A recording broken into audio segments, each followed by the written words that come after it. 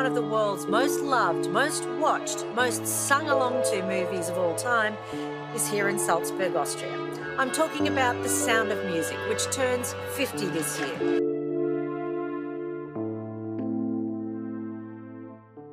The Sound of Music is often remembered as a wholesome masterpiece, a film of family, faith, and freedom. But behind its golden glow lies a story far stranger than anyone imagined. From near-death filming accidents to secret feuds, from real Nazi controversies to off-screen chaos, the making of this classic was filled with moments that were anything but musical. What looked like a picture of perfect harmony was, in truth, a production marked by conflict, danger, and bizarre coincidences. So today we're pulling back the curtain on the 20 weirdest and most unexpected facts about The Sound of Music. Number 10 will unsettle you. The Nazi backlash was real and dangerous. When The Sound of Music began filming in Salzburg, Austria, the production didn't expect to awaken old ghosts. But once Nazi flags appeared for a key scene in the film, locals were horrified. Many Austrians had lived through the Third Reich, and seeing those symbols fluttering again on their streets was deeply traumatic. Crowds protested outside the set, angry that the filmmakers were reviving painful memories. What made it worse was that the flags weren't fake. The production used authentic Nazi banners rented from a German war archive. Austrian authorities almost shut the filming down entirely, fearing that tourists might think a real Nazi rally was happening again. The crew had to apply for special government permission just to finish those scenes. Police guarded the set, and residents were warned in advance whenever a swastika flag would appear. Despite the uproar, director Robert Wise insisted on keeping the imagery because it was historically accurate. The backlash became so intense that some local newspapers accused the filmmakers of glorifying the past. The truth was quite the opposite, but the memory of those flags was still too raw. The controversy nearly stopped production before the hills ever came alive with music. Julie Andrews' near-death scene on the hill. The Sound of Music opens with one of cinema's most iconic shots. Julie Andrews spinning on a lush green hill as the orchestra swells beneath her voice. It looks serene, almost heavenly. But behind that perfect image was a scene so dangerous that Andrews later said she dreaded filming it. To capture the wide, sweeping shot, the crew used a helicopter instead of a crane. Each time the aircraft circled her, the downdraft from its blades struck with hurricane-like force. Andrews, standing alone in a meadow, was repeatedly knocked flat into the grass, sometimes sliding several feet down the slope. Between takes, she had to crawl back to her mark while fighting against gusts that tore at her clothes and hair. After 7 takes, the pilot's wind patterns still weren't consistent, and the director refused to risk another pass. Andrews was bruised, exhausted, and furious, but the footage they captured in those chaotic moments became movie history. Years later, she joked that the scene looked effortless only because the camera never caught her, screaming in frustration between takes. The opening of The Sound of Music might look like freedom, but it was filmed in sheer physical struggle and peril. The real Maria von Trapp hated parts of the film. The Sound of Music was inspired by a true story, but the real Maria von Trapp was far from thrilled with how Hollywood portrayed her life. When she first saw the film, she reportedly walked out of the theater in silence. Later, she called it too sentimental and too romanticized. In reality, Maria wasn't a carefree singing nun. She was a deeply religious, practical woman who believed discipline was as essential as love. She disliked how the movie turned her into a sweet, impulsive dreamer who just happened to fall in love. According to her, her marriage to Captain Georg von Trapp was based on shared faith and mutual respect, not the whirlwind romance the film suggested. She was also unhappy with how Christopher Plummer's Captain von Trapp was portrayed. In the movie, he's stern and emotionally distant. In truth, the real Georg was gentle, humorous, and adored by his children. Maria once said the depiction broke her heart. Despite her objections, she acknowledged the film's beauty and success. "It's a lovely story," she admitted, "just not quite ours." That honest discomfort between fact and fiction gives the film a haunting undertone, a reminder that even legends can leave their subjects feeling misunderstood. Christopher Plummer called it the sound of mucus. Christopher Plummer, who played Captain von Trapp, may have looked perfectly composed on screen, but behind the scenes, he could hardly stand the movie. He famously referred to it as the sound of mucus, mocking what he saw as its sugary tone. To him, the film was overly sentimental and lacked the emotional complexity he wanted in his roles. Plummer often complained during production that the script gave his character little depth. He disliked how the captain shifted from strict to soft-hearted so quickly and called it one-dimensional writing. Although he respected Julie Andrews as a performer, he once admitted that the set felt too cheerful for comfort. In musical scenes, Plummer's frustrations only grew. Despite having a trained voice, he was not satisfied with his singing and asked to be dubbed by another vocalist for songs like Edelweiss. The irony is that those very moments became some of the film's most beloved. Over the years, Plummer softened his opinion, but never changed it completely. He later said he appreciated the film's craftsmanship, but wished it had more edge. His sharp criticism became part of the Sound of Music's legacy, proving that even timeless classics have their reluctant stars. A scene was almost cut for being too religious. One of the most emotional moments in The Sound of Music is when the Reverend Mother sings "Climb Every Mountain." Climb every mountain. The song became a symbol of faith and perseverance, but what most people do not know is that the scene almost never made it into the final film. When early test screenings were shown in the United States, several studio executives worried that the sequence might be considered too religious for mainstream audiences.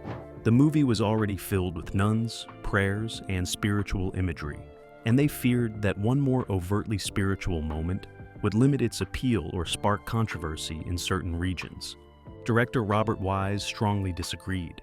He believed the song gave the story its moral core, expressing Maria's search for courage and direction. Without it, the transformation from novice nun to family matriarch would feel incomplete. Julie Andrews supported him, arguing that "Climb Every Mountain" was what gave Maria her purpose and emotional depth. After intense debate, the scene was spared. Ironically, it became one of the most remembered moments in the entire movie. The song would go on to be performed in churches, graduations, and ceremonies around the world, proving that its message of hope reached far beyond religion itself. The wedding scene was nearly a fire hazard. The wedding scene between Maria and Captain Von Trapp is one of the most breathtaking moments in The Sound of Music. Filmed inside a grand cathedral, it radiates beauty, light, and serenity. Yet, behind the camera, the atmosphere was anything but calm. The production nearly suffered a disaster when the set caught fire. To achieve a soft, golden glow, the crew filled the church with hundreds of tall candles. During filming, the heat from the lights combined with the candle flames, raising the temperature to unbearable levels. The wax began dripping onto costumes, and the heavy veil Julie Andrews wore started to smolder from the heat. At one point, a spark landed on her gown, and members of the costume team rushed in with damp cloths to prevent it from catching fire. Everyone on set stayed still, pretending nothing was wrong as the cameras rolled, because they were already behind schedule. Andrews later recalled how she could feel the heat pressing on her back throughout the scene. Despite the danger, the shot was completed in one long, uninterrupted take. The final image looks peaceful and divine, but few viewers realize how close that elegant moment came to turning into chaos. The children got drunk on set by accident. One of the funniest and most unbelievable incidents during the filming of The Sound of Music involved the child actors. During a festive dinner scene, the cast was served what was supposed to be champagne for realism. Everyone assumed it was a harmless prop drink. It turned out to be real alcohol. The young actors, including Charmian Carr, who played Liesel, unknowingly sipped glass after glass during multiple takes. Because film scenes are shot repeatedly from different angles, the children ended up consuming quite a lot before anyone noticed. Soon the giggles started, lines were forgotten, and their movements became unsteady. The director finally realized something was wrong when one of the youngest actors began hiccuping uncontrollably. Filming had to be paused, and the children were escorted off, set to rest and drink water. Fortunately, no one was harmed, but the story became a running joke among the cast. Julie Andrews found it hilarious and teased them about their wild night at work for years afterward. The scene in the final film looks elegant and perfectly rehearsed, but behind the polished smiles was a moment of real-life mischief that no one planned. It remains one of the strangest and most innocent accidents in movie history. Charmian Carr injured herself during 16 going on 17. The charming gazebo scene in The Sound of Music, where Liesel and Rolf sing 16 going on 17, looks lighthearted and graceful. In truth, it was one of the most difficult and painful scenes to film. During production, Charmian Carr, who played Liesl, suffered a serious injury that could have ended her role. The floor of the glass pavilion had been freshly waxed to make it shine under the studio lights. As Carr danced across it in heels, the slippery surface caused her to lose her footing during one of the spins. She crashed straight through a pane of glass, cutting her ankle deeply. Blood soaked through her stocking, but she refused to stop the take. Determined to finish, she continued the scene, smiling through the pain while rain poured down outside. After the take, the crew rushed her to receive medical attention, and the glass injury required several stitches. For the rest of the filming, she had to dance with her foot tightly wrapped. What makes the story even more astonishing is that the take they used in the final movie includes that very accident. Audiences see elegance and youth, unaware that the actress was performing through genuine pain. Julie Andrews had to burp mid-song. Filming The Sound of Music demanded constant singing, movement, and precision, but sometimes the body has its own plans. During one of the do-re-mi sequences, Julie Andrews had an unplanned interruption that left the crew laughing for minutes. As she led the group of children through the energetic outdoor performance, she suddenly let out a loud burp right in the middle of a take. The cause was simple. The long hours of shooting, combined with heavy Austrian meals and the mountain air, made her stomach react at exactly the wrong time. According to Andrews, she tried to continue the song as if nothing had happened, but the sound was too loud to ignore. The children immediately burst into laughter, and the crew could not keep the camera steady. Director Robert Wise stopped the scene, but everyone found it so funny that he decided to reset and start again rather than scold anyone. Andrews herself laughed until tears came, joking that even Maria had her limits. Though that take was never used, the moment became one of the cast's favorite memories. It reminded everyone that behind the perfect singing nun was a human being who could turn even a burp into a moment of joy. The real Von Trapp family was paid pennies for their story. The Sound of Music became one of the most profitable films in Hollywood history, earning hundreds of millions of dollars over time. Yet, the real Von Trapp family, whose lives inspired the story, saw almost none of that success. When their story was first adapted for the Broadway musical in the late 1950s, the family was paid a one-time fee of only $9,000 for the rights. They received no share of future profits, no royalties, and no control over how their lives were portrayed. The family's attorney later admitted that they had not fully understood how valuable their story could become. At the time, the Broadway show seemed like a small project, not the global phenomenon it would later be. When the film version achieved record-breaking success, the Von Trapps were shocked by how little they had earned.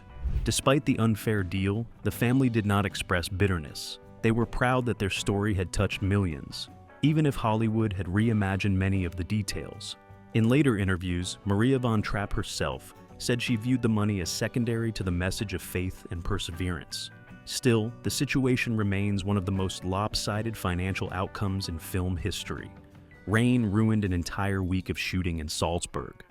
Filming The Sound of Music in Salzburg was meant to capture the beauty of the Austrian landscape.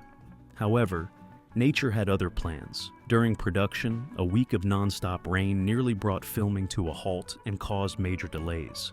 The crew had planned several outdoor sequences, including the joyful do-re-mi montage, but constant downpours turned the meadows into mud pits and made the hills too slippery for the cast to move safely. Julie Andrews and the child actors would arrive on set in costume each morning, only to wait for hours under umbrellas, hoping for a break in the clouds. Equipment had to be covered in plastic, and camera lenses constantly fogged up from the moisture. The schedule fell behind, costing the studio thousands of dollars each day. When the skies finally cleared, the grass had grown uneven, and the flowers that were supposed to be blooming had wilted. The crew had to repaint patches of the meadow to restore the bright color seen on screen. Despite all these setbacks, the finished footage looks effortlessly sunny. Viewers never realized that behind those joyful songs were long, cold, and rain-soaked days that tested everyone's patience and endurance. Julie Andrews' dress almost knocked out the camera operator. During the filming of The Sound of Music, Julie Andrews' graceful twirls across the mountains became one of the most iconic visuals in cinema. Yet few know that one of her costumes nearly caused a dangerous accident. The culprit was a heavy, full-skirted wool dress that Andrews wore during the "I Have Confidence" sequence. As the story goes, the crew was filming a dynamic tracking shot using a bulky 35mm camera mounted on a dolly. Andrews had to spin around while walking up a stone path, full of energy and motion. But during one take, her long skirt flared outward with unexpected force and caught the camera operator square in the face. The weight and velocity of the fabric nearly knocked him backward off the dolly. The set went silent for a moment before the operator started laughing, realizing he had been attacked by Maria's enthusiasm. Julie Andrews was reportedly horrified at first, apologizing profusely, though the operator took it in good humor. The director, Robert Wise, later joked that Andrews' charm could sweep anyone off their feet, even behind the camera. The incident became a lighthearted reminder that even the most elegant scenes sometimes come with unplanned slapstick moments in the world of filmmaking. The real Maria von Trapp walked out of the premiere. When The Sound of Music premiered in 1965, audiences around the world were enchanted. But one person left the theater deeply disappointed, the real Maria von Trapp herself. She attended an early screening of the film expecting a faithful retelling of her family's remarkable escape from Austria. Instead, what she saw was a romanticized Hollywood version that, in her view, bore little resemblance to the truth. Maria was particularly upset by how she and Captain von Trapp were portrayed. In real life, Georg von Trapp was warm, kind, and deeply affectionate, nothing like the cold disciplinarian played by Christopher Plummer. Maria also said the movie exaggerated her own cheerful personality, turning her into a kind of singing nun caricature. Halfway through the screening, she quietly left the theater, unable to continue watching what she considered a distortion of her family's story. Ironically, her children loved the film and often sang along to its songs, even meeting Julie Andrews and Christopher Plummer during promotional tours. Over time, Maria softened her stance, acknowledging that while the movie wasn't historically accurate, it shared the family's spirit of love and perseverance. Still, her first reaction remains one of the most striking responses to a film inspired by real events. The Do-Re-Mi scene took 11 locations to film. One of the most joyful and memorable sequences in The Sound of Music is the Do-Re-Mi montage, where Maria teaches the Von Trapp children to sing as they explore Salzburg. What looks like one continuous adventure was actually a complicated patchwork of shots filmed across 11 different locations, stitched together so seamlessly that most viewers never notice. Director Robert Wise wanted the song to feel like a growing journey, showing how music brought the family closer together. The production team mapped out a trail of scenic spots around Salzburg, including the Mirabell Gardens, Residenzplatz, the Pegasus Fountain, and even the Monchsberg Mountain. To maintain continuity, the actors had to wear identical costumes every day, and they often ran between sites just to catch the right light before sunset. The crew also faced challenges with tourists and locals wandering into shots, forcing multiple retakes. At one point, Julie Andrews had to sing loudly over the noise of nearby church bells to keep her timing consistent. When the footage was finally edited, the transitions between scenes looked effortless, as if the group had simply danced their way through the city in one magical afternoon. The Do-Re-Mi number remains one of the most complex musical montages ever created, blending energy, joy, and visual storytelling with astonishing precision. The real Von Trapp family lost their fortune before escaping Austria. Before the Von Trapp family became famous for singing, they were wealthy Austrian aristocrats living in a grand villa overlooking Salzburg. However, few people know that by the time they fled Austria, their fortune was already gone. Captain Georg von Trapp had inherited his wealth from naval service and investments. But after World War I, much of the Austro-Hungarian Empire's economy collapsed. The family then lost most of what remained when Georg's money was placed in an English bank that failed during the Great Depression. To keep the family afloat, Maria began organizing small singing performances. What started as casual family harmonies turned into a local sensation. The group eventually entered the Salzburg Music Festival and won, gaining national attention. Ironically, their financial hardship pushed them toward the musical path that would later define them. When the Nazis annexed Austria, the Von Trapps were invited to perform for Hitler's regime, but refused. Without funds or support, they quietly packed their belongings and left everything behind, traveling by train to Italy before eventually settling in the United States. Their story of courage and reinvention captured the world's imagination, but it began with a devastating loss, the collapse of the wealth that had once defined their noble identity. Christopher Plummer was drunk during some scenes. Christopher Plummer, who played the stern yet charming Captain Von Trapp, later admitted that he sometimes drank during filming, especially during scenes he found emotionally draining or overly sentimental. In interviews, he described his discomfort with what he called the film's saccharine sweetness. To loosen up before certain takes, particularly musical or romantic moments, he would have a few drinks to calm his nerves and add spontaneity to his performance. One of the most talked about instances occurred during the party scene, where Captain Von Trapp dances with Maria under the soft glow of the ballroom lights. Plummer confessed years later that he had a little too much wine before filming that sequence. Ironically, his slightly unsteady demeanor added authenticity to the scene, making the captain appear both vulnerable and conflicted. Plummer often referred to the sound of music jokingly as the sound of mucus, reflecting his complicated relationship with the role. Yet, despite his occasional frustration and indulgence, his performance became one of the film's most admired elements. Over time, he grew to appreciate how deeply the story had touched audiences around the world. What began as an assignment he approached with skepticism ended up defining his legacy as one of cinema's most unforgettable father figures. Julie Andrews accidentally injured herself during the Hilltop scene.